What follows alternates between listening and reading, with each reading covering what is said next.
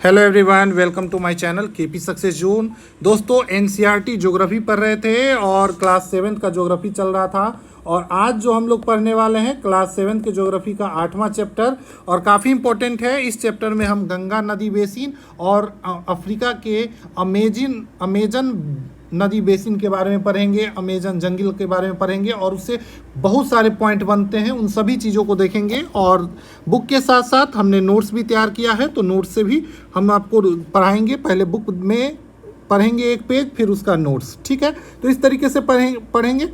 चलिए, पहला पेज में कुछ नहीं है। रेणुका नाम की एक लड़की है, इससे कहानी स्टार्ट होता है। वो अपने चाचा श्रीकांत से 4 महीने बाद मिलते हैं, क्योंकि उनके जो चाचा जी हैं वो वन जीव फोटोग्राफर है। वन जीव फोटोग्राफर होते हैं जो दुर्लभ जीव जंतु को जंगल में जाकर उसका फ़ोटो खींच के लाते हैं। वहाँ के जनजाति, वहाँ के रहन सहन के बारे में पता करते हैं। तो ये वन जीव फोटोग्राफर होते हैं। बहुत छोटी सी उम्र में रेणुका की रुचि वन जीव के वनों में आ गया। तो ये तो होता ही है, घर में अगर कोई जिस फील्ड में होता है तो उस फील्ड में उस बच्चे का भी रुझान आने लग जाता है और उसकी जानकारी होने जाती है। तो उसी तरीके से रेणुका का भी वन जीव फोटोग्राफर के तरफ रुझान और रुचि देखने को कम उम्र में ही शुरू हो गया था, क्योंकि उनके चाचा आते और प्रकृति से संबंधित पुस्तकों से उसका परिचय कराते थे। दूरस्थ भूस्थल और वहाँ रहने वाले तस्वीर दिखाते। वहाँ पे अलग अलग तस्वीर देखिए, यहाँ पर जैसे दिखाया गया है कि विश्व के विभिन्न भागों के निवासी और उसके बारे में दिखाया गया है, ठीक है। तो शुरू में कहानी है, इस पेज में कुछ ज़्यादा नहीं है। पृथ्वी की बात की गई है, तो कहीं पे रेगिस्तान, कहीं पे बर्फीले प्रदेश, कहीं गर्म और नम वर्षा वाला जगह, ठीक है। ये सब चीज़ देखने को मिलता है। तो इस पेज में ऐसा कुछ नहीं है। वे प्रकृति के करीब रहते हैं, मतलब जो इस जंगल उंगल में रहते हैं वो लोग प्रकृति के करीब रहते हैं। प्रकृति की देखभाल करना सीख जाते हैं, मछली पकड़ते हैं और सामग्री एकत्र करना भी सीख जाते हैं। तो ये आदिवासी और दुर्लभ जगहों पर रहने वाले लोगों के बारे में बातें की गई है, ठीक है। तो इस कहानी में उतना ही है। अगला पेज से मेन अमेजन नदी बेसिन शुरू होता है और उसके बाद आपको अच्छे अच्छे पॉइंट मिलेंगे जो कि एग्जाम पॉइंट ऑफ व्यू से इंपॉर्टेंट है, ठीक है। मानव पर्यावरण, अन्य क्रिया, उष्ण कटिबंधीय और उपोष्ण प्रदेश के बारे में ये चैप्टर है। पृथ्वी कहीं पे शुष्क रेगिस्तान है, कहीं बर्फीले प्रदेश और कहीं गर्म नर्म वर्षावन, ये आप बातचीत के क्रम में देखे हैं। उसके बाद हम लोग अमेजन के बेसिन में जो जीवन है उसके बारे में पढ़ेंगे, ठीक है। चलिए, बुक यहाँ से पढ़ते हैं। अमेजन बेसिन के जीवन।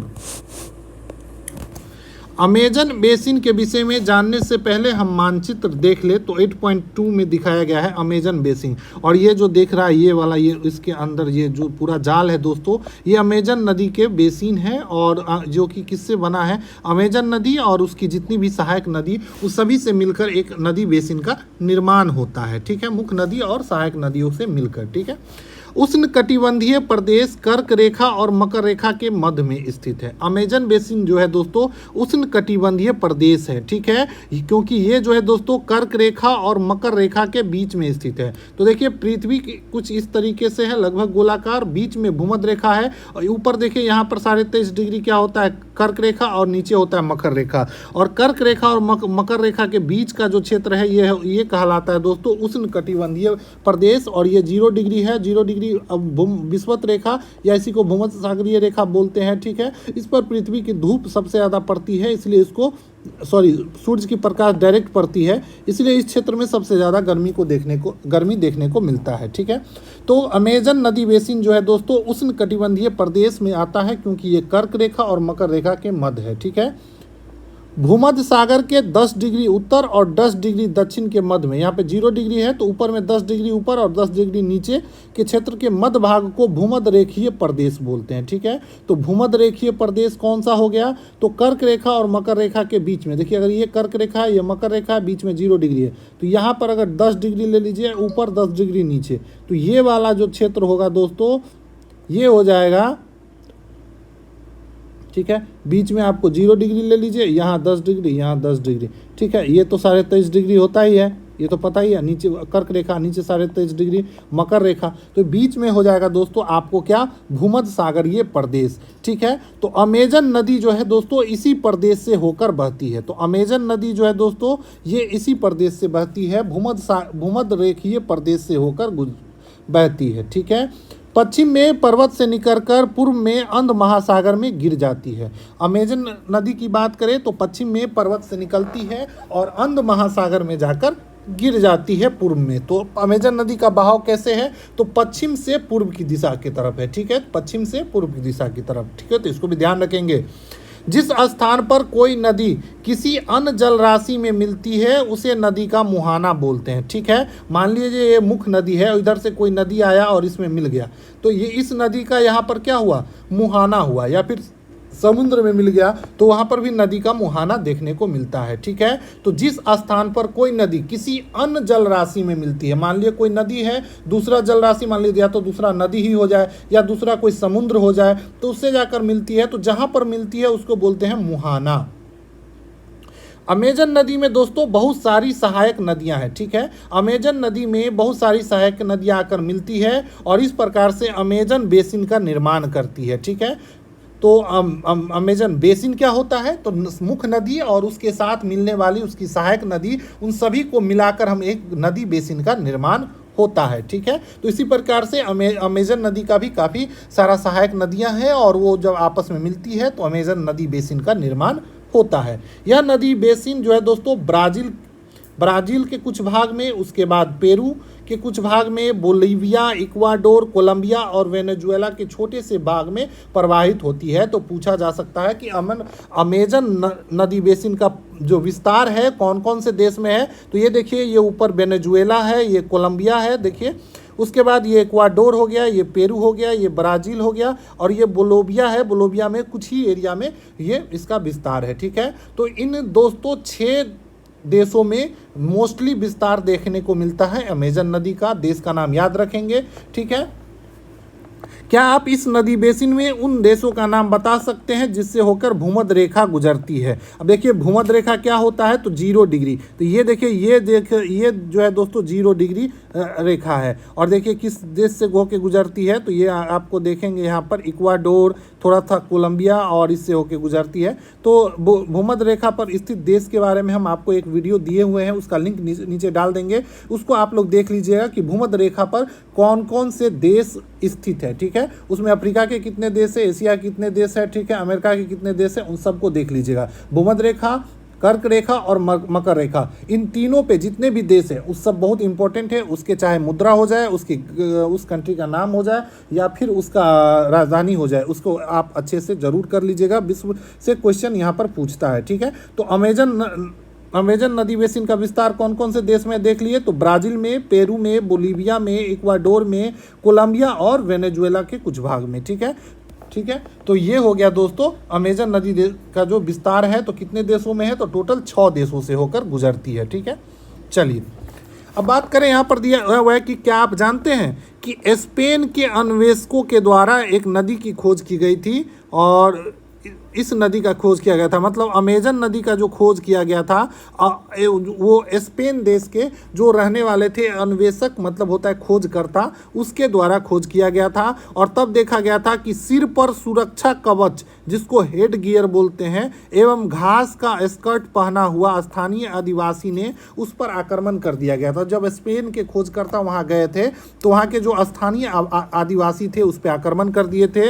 इन आक्रमणकारियों ने प्राचीन रोमन साम्राज्य के अमेजोन्स नामक महिला योद्धाओं के आक्रामक समूह की याद दिला दी और इसी के नाम अमेजोन्स जनजाति के नाम पर, अमेजोन्स महिला योद्धाओं के नाम पर इस नदी का नाम अमेजन नदी पड़ा, ठीक है। तो इसको भी ध्यान रखेंगे, सब नोट्स में पॉइंट दिया हुआ है, तो आप टेंशन ना लें, एक बार आप यहाँ से पढ़ लीजिए और फिर जब नोट्स आपको दिखाएंगे तो नोट्स में सारा कुछ दिया हुआ है, ठीक है। चलिए यहाँ पर दिखाते हैं, सब नोट्स बना दिए हैं। अमेजन नदी बेसिन में जीवन कैसा है, तो ये उष्णकटिबंधीय प्रदेश है, ठीक है, जो कर्क रेखा और मकर रेखा के बीच में है। काफ़ी अच्छे से समझा दिए आप लोग को। भूमध्य रेखीय प्रदेश कौन सा होता है, तो भूमध्य रेखा के 10 डिग्री उत्तर और 10 डिग्री दक्षिण, ठीक है, के बीच का जो भाग है दोस्तों वो भूमध्य रेखीय प्रदेश कहलाता है, ठीक है। उसको क्या बोलते हैं, तो भूमध्य रेखीय प्रदेश कहते हैं, ठीक है।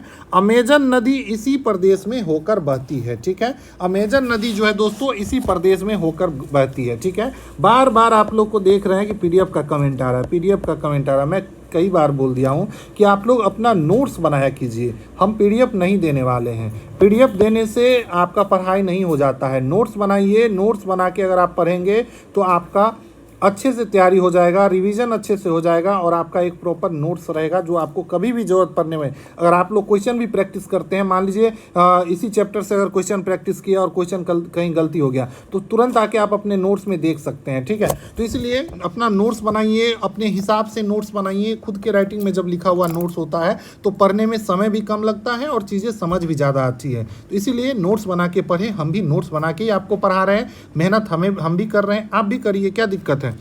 चलिए आगे देखते हैं। अमेजन नदी इसी प्रदेश से होकर बहती है, तो भूमध्य रेखीय प्रदेश से होकर बहती है अमेजन नदी। भूमध्य रेखीय प्रदेश कौन सा होता है देख लिए, अक्षांश रेखा भूमध्य रेखा के 0 डिग्री ऊपर और 0 डिग्री नीचे। ठीक है, पश्चिम में पर्वत से निकलकर पूर्व में अंध महासागर में जाकर गिर जाती है अमेजन नदी। ठीक है, तो इसका प्रवाह किधर है, तो पश्चिम से पूर्व की तरफ। ठीक है, इसका नाम जो है दोस्तों अमेजन कैसे पड़ा, तो प्राचीन रोमन साम्राज्य के अमेजोन्स नामक महिला योद्धाओं के नाम पर इसका नाम अमेजन पड़ा। ठीक है, इसका खोज किसके द्वारा किया गया था, तो स्पेन के अन्वेषकों मतलब खोजकर्ताओं के द्वारा। ठीक है, नदी बेसिन क्या होता है आपको बताया है, तो बहुत सारी सहायक नदी जब मुख्य नदी से निकलकर जिस क्षेत्र में पानी बहाकर ले जाती है वह उसका बेसिन कहलाता है। ठीक है, बहुत सारा सहायक नदी जब मुख्य नदी में मिल जाता है और वो नदी सब सारा सहायक नदी मिलकर जिस क्षेत्र का पानी बहाकर ले जाता है उसको बोलते हैं नदी बेसिन। और मुख्यतः ये जितना भी नदी मुख्य नदी है और उसके सहायक नदी है जिस क्षेत्र में बहती है उसको नदी बेसिन बोलते हैं। ठीक है, अब यहाँ के जलवायु के बारे में, वर्षा वन के बारे में, सबके बारे में पढ़ेंगे। ठीक है, विश्व का सबसे बड़ा नदी बेसिन अगर किसी नदी का है तो दोस्तों वो किसका है, तो अमेजन नदी का है, तो इसको भी ध्यान रखेंगे। अब देखेंगे जलवायु के बारे में। जैसा कि आप सभी जानते हैं अमेजन बेसिन जो है दोस्तों भूमध्य रेखा के आसपास फैला हुआ है और पूरे वर्ष यहाँ पर गर्म और नम जलवायु देखने को मिलता है। यहाँ का जो मौसम है दिन और रात दोनों ही समय लगभग समान रूप में गर्म और आर्द्र रहता है। ठीक है, शरीर में चिपचिपाहट महसूस होती है और इस प्रदेश में लगभग प्रतिदिन वर्षा होती है। ठीक है, उसके बिना पूर्व चेतावनी की, मतलब यहाँ पर जो है दोस्तों जलवायु काफ़ी नम और आर्द्र रहता है, गर्मी ज़्यादा पड़ता है। ऑब्वियस सी बात है, भूमध्य रेखीय प्रदेश में ये नदी बहती है तो वर्षा ज़्यादा होगा, नमी ज़्यादा होगा, गर्मी ज़्यादा पड़ेगा ही। दिन का तापमान जो है दोस्तों काफ़ी उच्च और आर्द्र रहता है। आर्द्र मौसम में क्या होता है, जैसे चिपचिपा महसूस, उमस ज़्यादा होता है। ठीक है, ह्यूमिडिटी बोलते हैं इंग्लिश में आर्द्रता को, अधिक उच्च होता है। ठीक है, रात के समय टेम्परेचर थोड़ा कम होता है लेकिन आर्द्रता जो है दोस्तों ह्यूमिडिटी वैसी ही बनी रहती है। ठीक है, तो ये है अमेजन नदी बेसिन का जलवायु। ठीक है, कैसा जलवायु है देख लिए हम लोग। यहाँ पर भूमध्य रेखा के आसपास है, इसका जलवायु है पूरे वर्ष वर्षा होता है, नम जलवायु होता है, गर्म और आर्द्र होता है, प्रतिदिन यहाँ पर वर्षा देखने को मिलता है। और इसी के कारण यहाँ पर दोस्तों काफ़ी सघन वन देखने को मिलता है। वर्षा वन है दोस्तों, अत्यधिक वर्षा होने के कारण यहाँ पर भूमि पर सघन वन मतलब काफ़ी डेंस जो है दोस्तों जंगल देखने को मिलता है। और वन इतने सघन होते हैं कि पत्ती और शाखाओं से मिलकर एक छत सा बन जाता है, जिसके कारण सूर्य का प्रकाश भी धरातल पर नहीं पहुँचता है और धरातल पर सूर्य की प्रकाश नहीं आने के कारण, ठीक है, यहाँ पर दोस्तों केवल वही वनस्पति पनप जाती है जिसको छाया में बढ़ने की क्षमता होती है। यहाँ पर कुछ परजीवी पौधे पाए जाते हैं जिसका नाम है आर्किड और ब्रोमीलियार्ड। ये दोनों दोस्तों क्या है, एक परजीवी पौधे हैं जो पाया जाता है। ब्रोमीलियार्ड के बारे में बात करें तो ये जल संग्रह करके रखता है और इसी जल संग्रह में मेढक जो है दोस्तों अंडा देने का कार्य करता है। तो दोनों एक दूसरे के लिए परजीवी के काम आते हैं। ठीक है, वर्षा वन में प्राणी जात की प्रचुरता है, यहाँ पर बहुत सारे प्राणी देखने को मिलता है। ठीक है, यहाँ पर टकून, गुंजन पक्षी, रंगीन पक्षी वाले पक्षी, भोजन के लिए बड़ी चोंच वाले विभिन्न प्रकार के पक्षी जो भारत में पाए जाने वाले समान पक्षियों से भिन्न होते हैं वो देखने को मिलता है। ठीक है, प्राणियों में यहाँ पर बंदर, स्लॉथ, चींटी खाने वाला टैपीर यहाँ पर पाया जाता है। तो देखिए कौन कौन से पक्षी, ये है दोस्तों टूकन क्या है, एक पक्षी है। उसके बाद गुंजन पक्षी कहाँ पाया जाता है, तो अमेजन के वन में। ठीक है, यहाँ पर देखिए ये है टैपीर क्या खाता है, तो चींटी खाता है। ठीक है, उसके बाद बहुत सारा सांप यहाँ पर पाया जाता है। ठीक है, विभिन्न प्रजाति, मगर, सांप, अजगर, एनाकोंडा, बोआ, ये सब कुछ प्रजातियां हैं जो यहाँ पाए जाते हैं। हजारों कीड़े मकोड़े भी यहाँ पर देखने जाता है। तो ये अमेजन नदी बेसिन जो है दोस्तों वो काफ़ी जानवरों, जीव जंतु, जानवर, सांप सभी का निवास स्थान है। ठीक है, यहाँ पर मांस खाने वाली पिरान्या मत्स्य, एक मांस खाने वाली मछली पाई जाती है जिसका नाम है पिरान्या मत्स्य। मछलियां हैं जो विभिन्न प्रजाति भी, अमेजन नदी मछलियों का विभिन्न प्रजाति भी देखने को मिलता है। इस मछली को याद रखेंगे कि मांस खाने वाली मछली का नाम। ठीक है, अमेजन नदी में पाई जाती है। उसके बाद जीवों की विविधता की दृष्टि से यह बेसिन असाधारण रूप से समृद्ध है, मतलब यहाँ पर काफ़ी सारे जीव आपको देखने को मिलते हैं। ठीक है, चलिए तो देख ले वर्षावन के बारे में। अमेजन नदी बेसिन अत्यधिक वन एवं सघन वन मिलता है। ठीक है, यहाँ पर सबसे ज़्यादा सघन वन। अमेजन वन में दोस्तों प्रमुख प्राणी देख लिए तो बंदर, स्लॉथ, चींटी खाने वाला टैपर, ये कहाँ अमेजन वन में। सघन वन होता है, सूरज का प्रकाश धरातल पर नहीं पहुँच पाता है। प्रमुख पौधे कौन कौन से हो गए तो आर्कटिक और ब्रोमीलियार्ड। ठीक है, मेढक देखिए यहाँ पर पत्ती में जल को संचित करता है। ठीक है, ये जो ब्रोमीलियार्ड है ये पत्ते में जल को संचित करके रख लेता है और इसी जल में मेढक क्या करता है, अंडा देने का काम करता है। ठीक है, ये दोनों आर्कटिक और ब्रोमीलियार्ड जो है दोस्तों ये परजीवी पौधे हैं। ठीक है, तो इसको भी ध्यान रखेंगे। उसके बाद प्रमुख पक्षी के बारे में देखेंगे तो टुक्कन पक्षी, गुंजन पक्षी, रंगीन परछाती, बड़ी चोंच वाला पक्षी, ये सब पक्षी आपको देखने को मिलता है। प्रमुख सांप में बात करें तो अजगर, एनाकोंडा, बोआ, ये सभी सांप की प्रजातियां हैं जो आपको अमेजन के जंगल में देखने को मिलता है। साथ ही यहाँ पर मांस खाने वाला पिरान्या मत्स्य भी देखने को मिलता है, ये एक प्रकार का मछली है, तो इसको भी ध्यान रखेंगे, बहुत इंपॉर्टेंट है, कई बार एग्जाम में पूछ देता है। ठीक है, तो एक एक चीज़ हम कवर करवा रहे हैं नोट्स में, आप इसको नोट डाउन करते चलिए।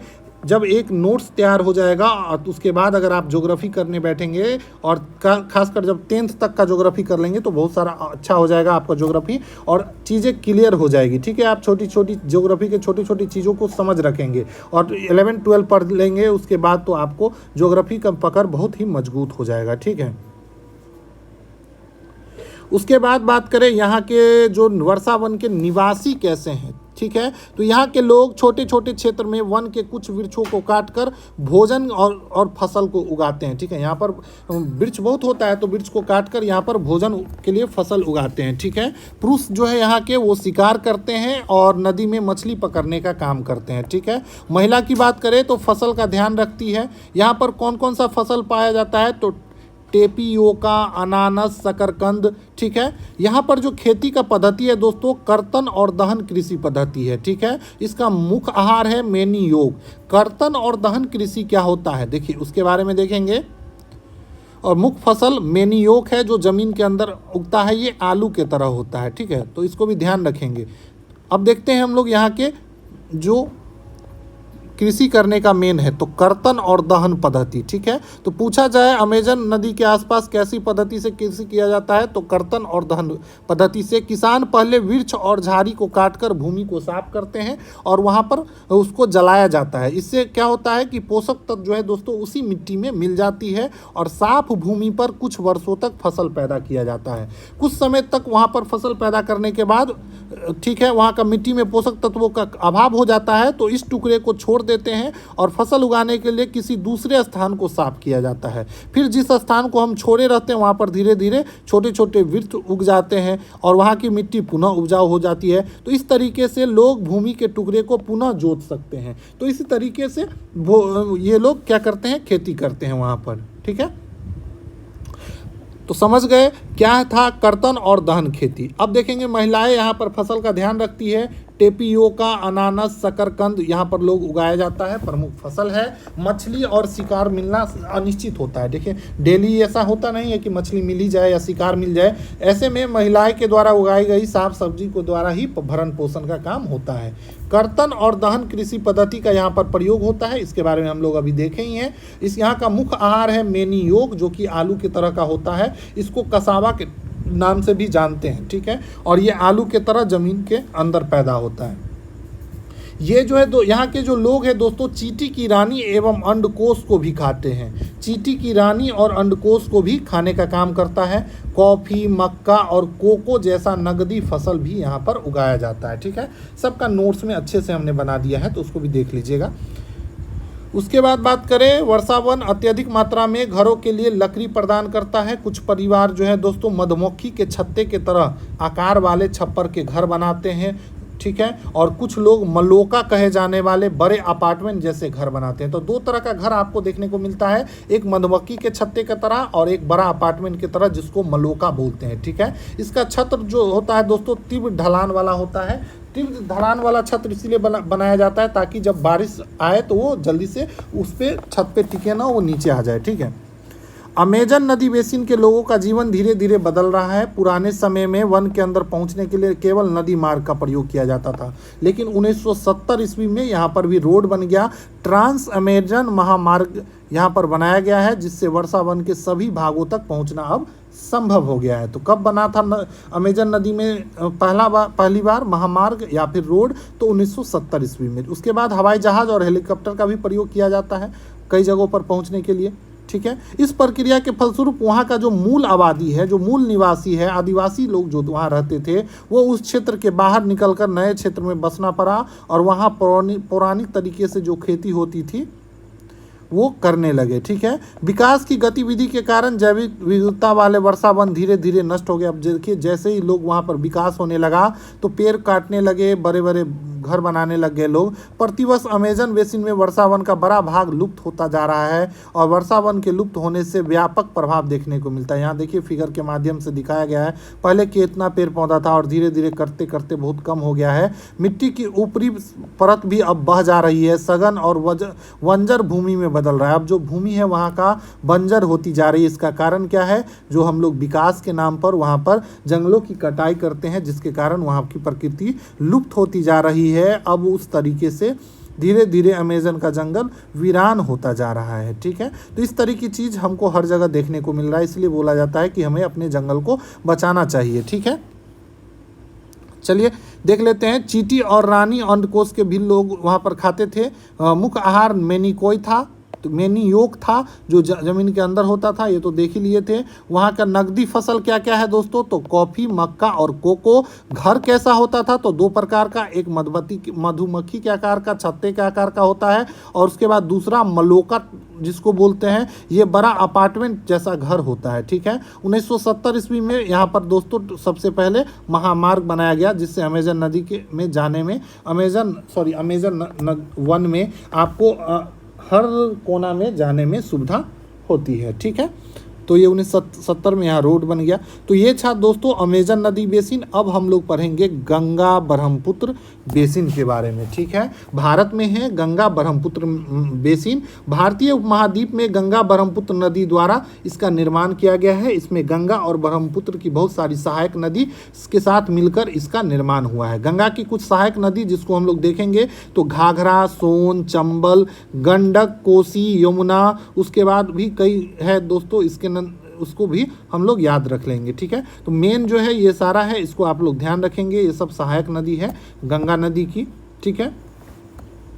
उसके बाद ब्रह्मपुत्र नदी की सहायक नदी की बात करें तो सुबनसिरी, तिस्ता, लोहित, बराक, ये सभी जो है दोस्तों ब्रह्मपुत्र नदी की सहायक नदी है। तो इसको भी याद रखेंगे। ये सभी नदी आकर किस में मिलती है? गंगा में मिलती है, और इस प्रकार से गंगा नदी बेसिन का निर्माण होता है, ठीक है। गंगा ब्रह्मपुत्र की सहायक नदी मिलकर भारतीय उपमहाद्वीप में गंगा ब्रह्मपुत्र बेसिन का निर्माण करता है। ये बेसिन उपोष्ण में 10 डिग्री उत्तर से 30 डिग्री उत्तर अक्षांश के मध्य में स्थित है, ठीक है। भारत से होकर 23.5 डिग्री कर्क रेखा गुजरती है, तो आप लोग जानते ही हैं। घाघरा, सोन, चंबल, गंडक, कोसी जैसी गंगा की सहायक नदी है, और ब्रह्मपुत्र की सहायक नदी इसमें पर अपवाहित होती है। ब्रह्मपुत्र की कुछ सहायक नदी का नाम आपको बताए हैं, ठीक है। गंगा और ब्रह्मपुत्र के मैदान, पर्वत एवं हिमालय के गिरिपाद और सुंदर वन का डेल्टा का निर्माण करती है गंगा ब्रह्मपुत्र बेसिन, ठीक है। इस बेसिन की मुख्य विशेषता मैदानी क्षेत्र में अनेक चाप झील पाया जाता है। चाप झील के बारे में हम आपको बताए थे, जब कोई नदी बहती है तिरछा होके और कुछ भाग अलग हो जाता है तो यहाँ पर जो जल जमाव हो जाता है तो उसको चाप झील बोलते हैं, ठीक है। यहाँ का जो जलवायु है मुख्यतः मानसूनी है। मानसून के मध्य, जून के मध्य में यहाँ पर, जून में मानसून का आगमन होता है और सितंबर के बीच यहाँ पर भारी वर्षा होता है। ग्रीष्म ऋतु में गर्मी और शीत ऋतु में ठंडा देखने को मिलता है। ब्रह्मपुत्र नदी को विभिन्न स्थानों पर विभिन्न नाम से जाना जाता है। अब देखिए ब्रह्मपुत्र नदी को कहाँ कौन से नाम से जाना जाता है। ब्रह्मपुत्र नाम से जाना जाता है असम में, उसके बाद लोहित बोलते हैं असमी में इसको, ब्रह्मपुत्र नदी को। यारलुंग सांगपो के नाम से तिब्बत में जाना जाता है इस नदी को। तो देखिए अलग अलग नाम है, लेकिन इसको ध्यान रखना है।